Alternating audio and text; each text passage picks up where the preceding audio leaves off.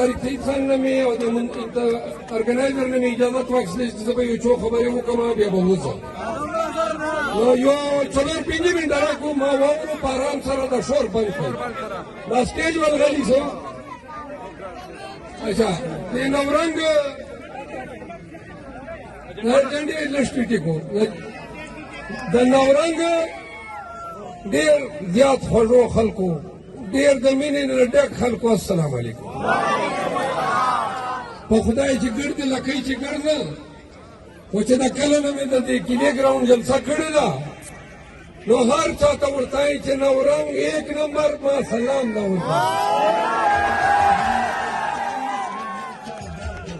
محترمه دې دا مطلب ده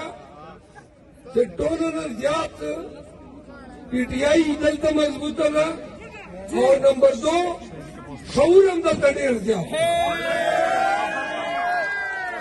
نورنګ خلکو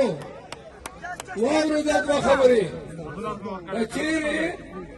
د نورنګ خدای دلته نه وی جوړ کړی دا نیري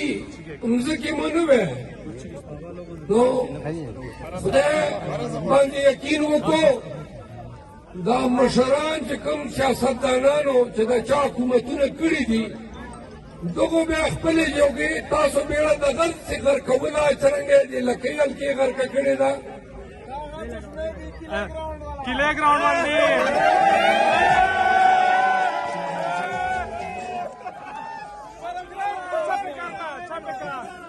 چاپکا بیرکا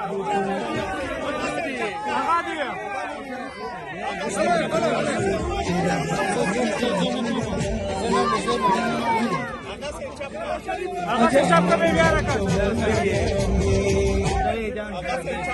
چاپکا بیرکا چاپکا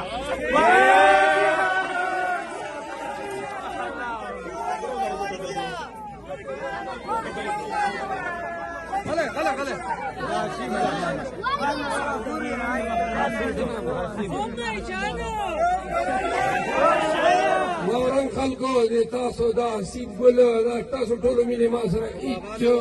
الفاظ نشته چې تاسو مینې ذکر وکړو دومره مینه دومره عزت دومره فضلت الله دې تاسو د لمانه سلګونه عزت زیات کړي عزیزانو دوه خبرې ته کوم مال که د نورنګ دلته نه وی که نه داسې کورشې په دغه ضلع کړي دي دا ملا د پیسو ولې بلا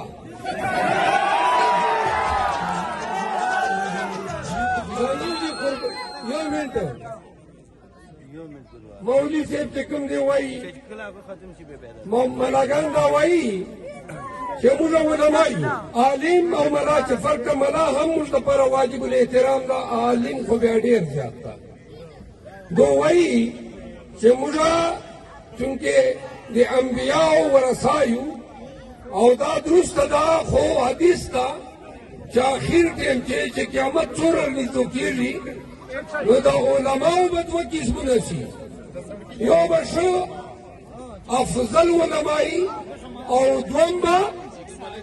ولونیسو شور مه کوئ دوم به چې کوم ده ډېر خندني دغسې به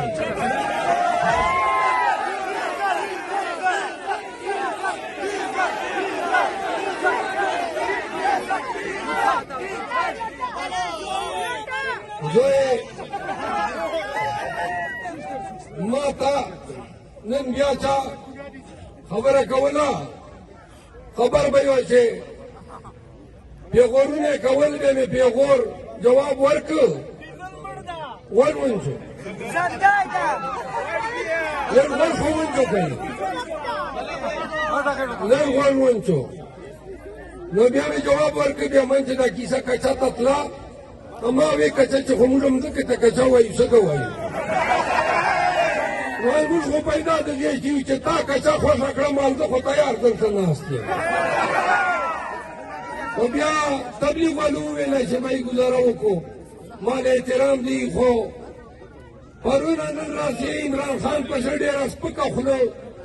استعماله کړې ده چې ما لیډر پسې سپکه خوله ما په خاورې استعماله په خدای چې پرېږدم